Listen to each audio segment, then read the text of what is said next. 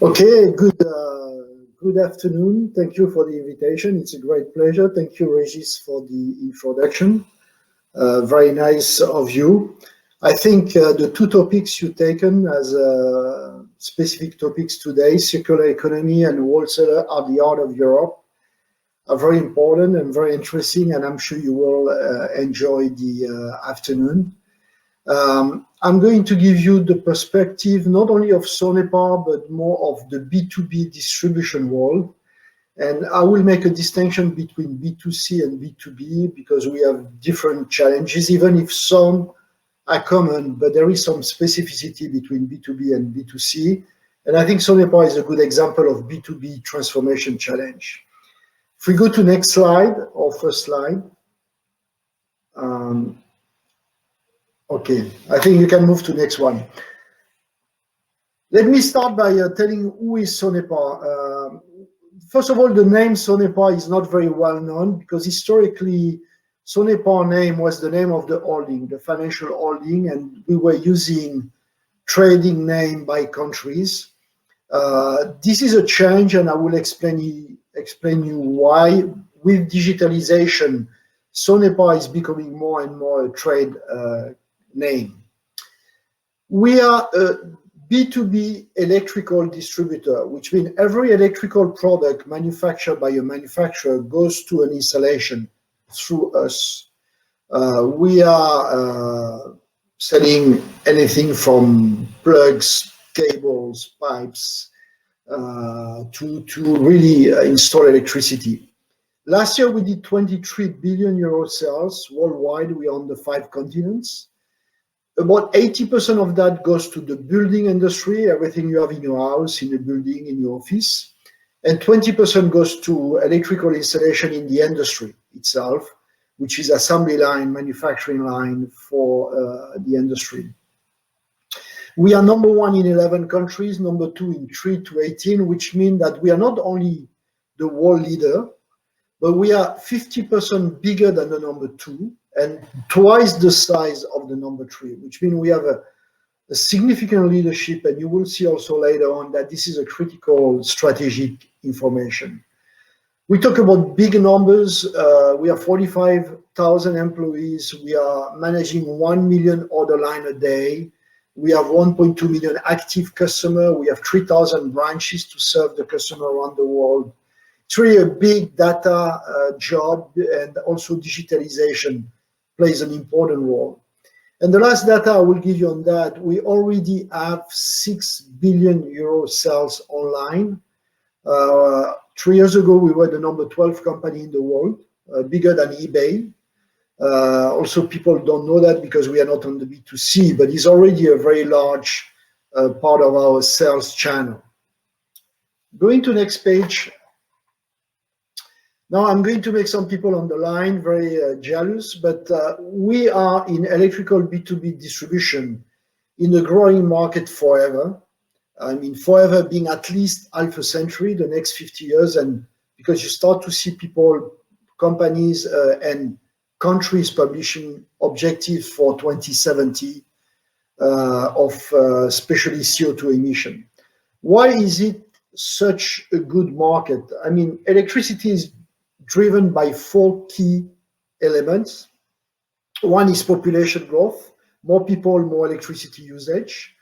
Even better, more people in city, more urbanization, more electricity usage. You use about 70% more electricity if you live in a city than in a farm. The third point is electrical power share. In 1969, 52 years ago, 9% of the power in the world was electrical. The rest was fuel, fossil power. I mean, oil, coal, whatever you want. Last year or 2 years ago in 2019, this 9% became 19%, which means over 50 years, electricity gained 10 points of share on the power market. Now, the prediction for 2030, only 10 years from now, is 30%, which means electricity will gain the same share in 10 years that the electricity has gained in 50 years. The reason for that, of course, is electrical car and electrical everything, I would say. And the final reason is the number one polluter vertical in the world is building. A little bit because of construction, but massively because of usage during the life of the building. Building in the 70s, before the oil crisis, was number 3. Transportation and industry was polluting more. Building was number 3. Today, because of the fact that transportation and industry made progress, population growth and urbanization created a lot of buildings, and it's difficult to fix a building base because when you have, like in Europe, very old buildings, to make them energy efficient, it takes a lot of work and a lot of regulation. But if we don't do it in the world, there is no way to cap the temperature increase of the planet to 2 degrees C, which means for the politician and for the regulation is a mandatory vertical to address, is that buildings are more efficient. And what happens when a building is more efficient?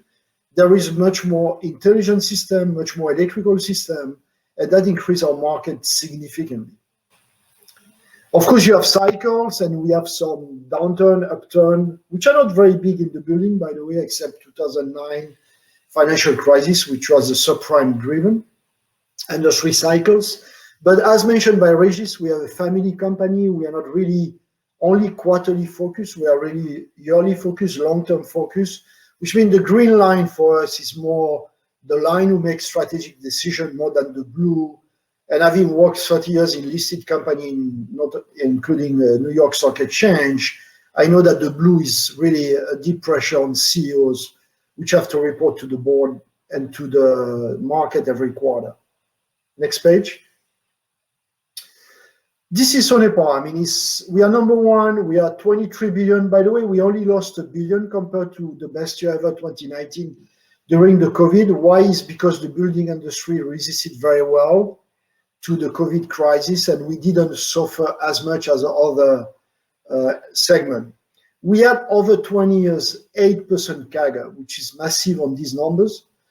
About half of that was organic growth, 4%, and 4% was acquisition, external growth. But if you look on the left, the market we serve is 420 billion. And a first answer to Regis' comment, about 34% of the market is served by the manufacturers and 66% by the distributors. That has never changed. Before digitalization today, it's a third to third and very stable because the base of customer we serve, and I will explain on the next slide, is really a distribution base. But if you take 420 by 66% and you look at the 23 billion we have, we are number 1, 50% bigger than the number 2, but we only have a bit less than 10% market share, which means the opportunity to continue to consolidate that market is phenomenal. And I do believe that in B2B distribution, whatever the segment you are, one of the key strategies for you in the future is to consolidate and really get density, productivity, and number 1 position. Otherwise, I don't think you will have a sustainable profitability long term. Next page. I'm not concerned about the future of distribution because I think our role is becoming more important today than it was yesterday, and I don't think any supplier can do in B2B electrical do what we do. Why? Is today suppliers in the world are by hundreds and the top suppliers by 10th. The distributors by 1,000 in the world, the top distributor by hundreds, and the customers are by million. I mean, we have 1.2 million, let's say you have perhaps 4 or 5 million electricians on the planet. It's a phenomenal, which means you have to manage a very large number of customers. The product offering is becoming wider and wider because of the complexity of the building. The logistic is very influenced by the B2C and the Amazon of the world, which means customers today order at 9 p.m. to be delivered on site, on the job site the day after at 6 a.m. Very complex order, all on time because productivity of the customer is driven by that. And they will do an omni-channel type of relationship. They will come to the branch, they will give a call, they will send a mail, They will go online, they will go on the cell phone, and they expect on any channel, the omni-channel, to have the same level of service, information, and answer from us. That level of complexity is so huge and increasing every day that requires an incredible supply chain. And the customer, of course, is buying product from 20, 30 different suppliers that he wants in the same box in the morning in the job site. And today we got sustainability and circularity coming in, and I think we are going to discuss, and I will give you my view. And you have to do that at very low cost because you cannot, you have to keep your costs under control. Assortment complexity, the timing, 11 p.m., 6 a.m., anywhere in the country, and the accuracy. Any mistake you do on the order is a job derail, is productivity loss for the customer, and he will not come back to you. He will come back to somebody else, which means our role is not at risk. I think it's reinforced. We are really at the center of the economy of Europe, but you cannot be amateur anymore, and you cannot be handcraft anymore because you have to be highly professional, highly automated to be able to deliver the service at a very low cost. Next page. Which means it's a big transformation for, I'm sure, all of us on the call, which are in B2B distribution, but even more for the large corporation like us, which are operating in multi-countries. Because historically, it's a local business. That's the reason why we kept so many brands that we acquire, is that somebody in New Zealand knows that brand, somebody in Australia or Western Australia knows that brand, somebody in Italy knows that brand, and we have the tendency to keep that with quite a lot of autonomy. With this new trend of digitalization especially, but not only, we are obliged to change the business and the leadership model, and we have to rebalance very strong global initiatives and strategies, keeping a local pride and autonomy and local attitude.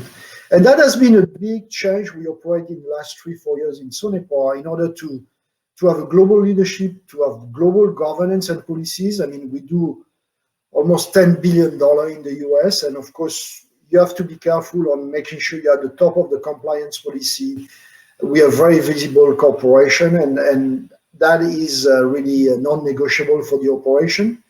Transformation, you will see in the digital, we have a global worldwide digital factory developing the digital platform for all countries, the 40 countries in the world.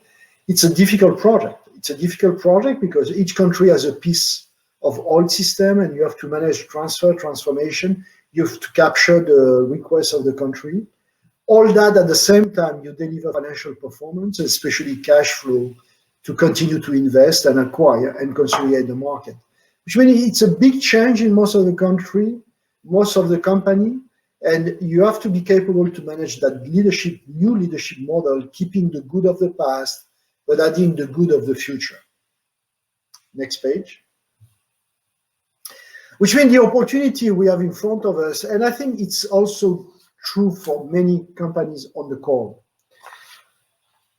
I am mid-50s. I'm born and raised in the 30 years of globalization. During all my time, we became more and more global. We moved more and more factories. I spent 30 years in manufacturing to low-cost countries. The 80s, mid-80s, China opened and became less closed, and a lot of factories moved to Far East.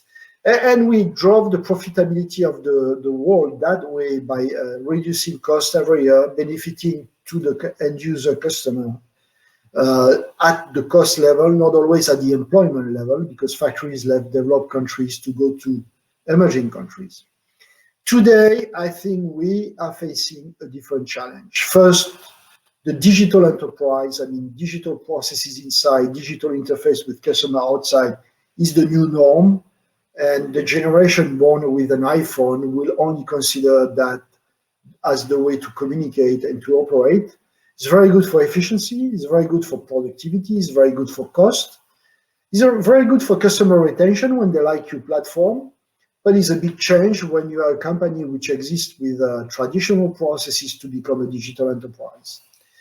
We have to accelerate growth. We have 10% worldwide market share. I think we need to go to 20 perhaps one day, which means really it's a capacity to identify acquisition, acquire, integrate, and also manage organic growth with your sales organization using more digital tools to manage the market.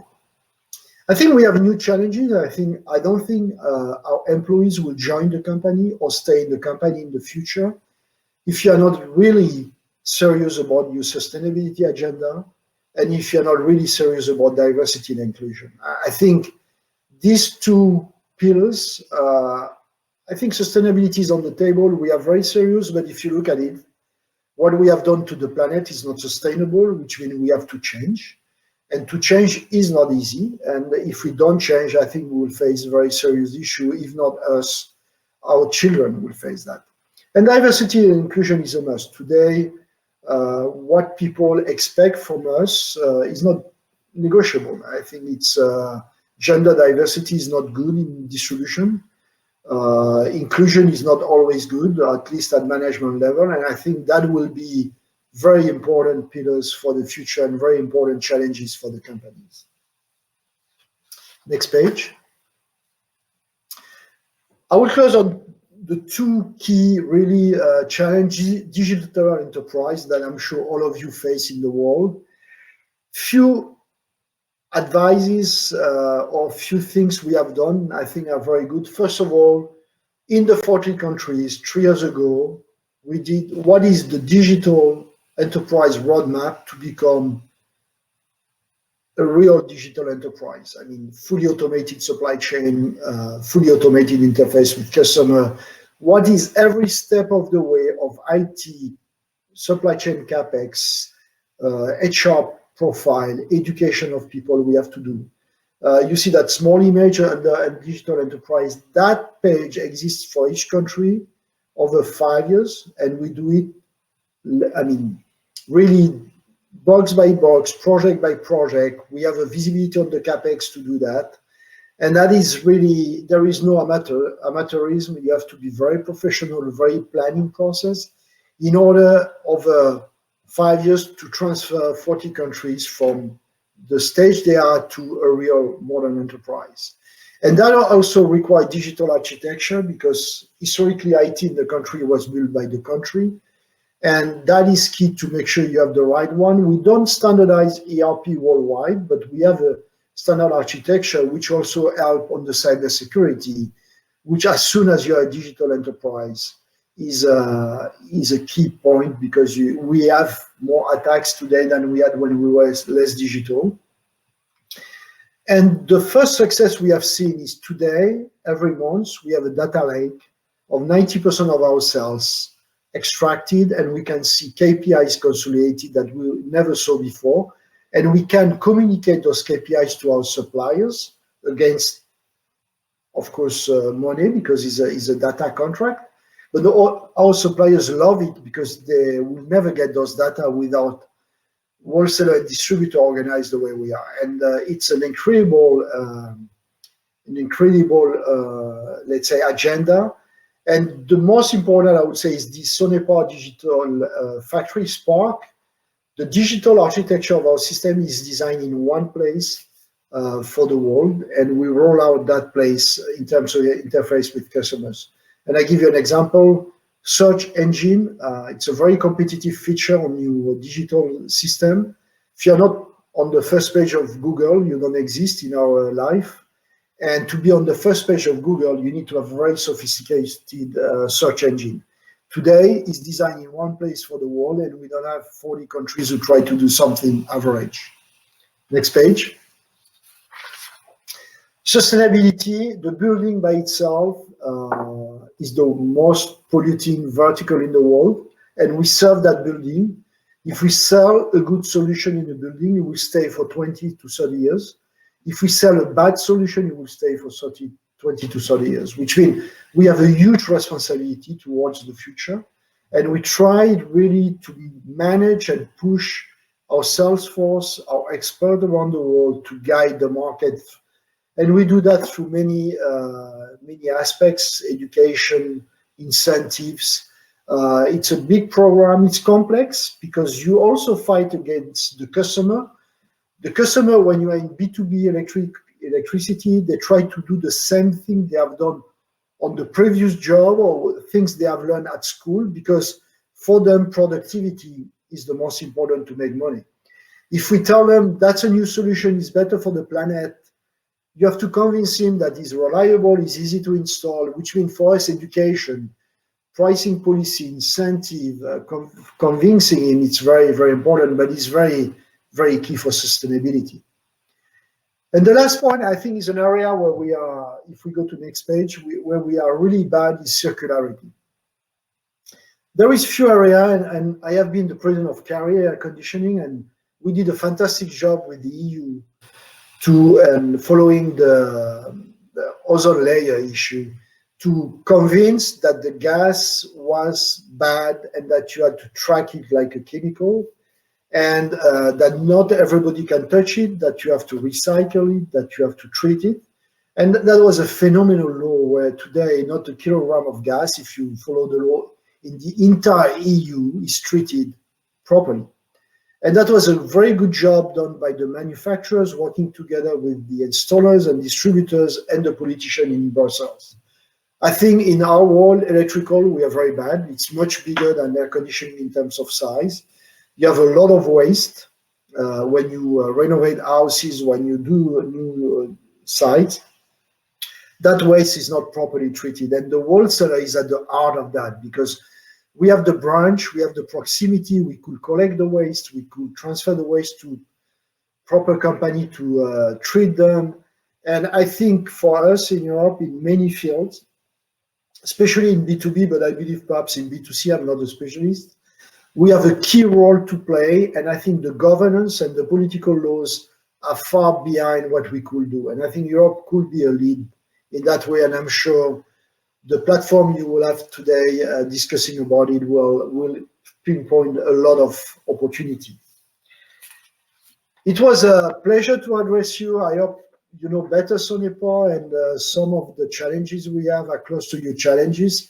I do believe the B2B distribution is going to have an incredible opportunity in the next decades. Now, there is also challenges that we have to face: transformation, digitalization, inclusion, diversity, sustainability, but that makes our job great, and that makes our job exciting. And I wish you a wonderful afternoon and a wonderful session. Thank you.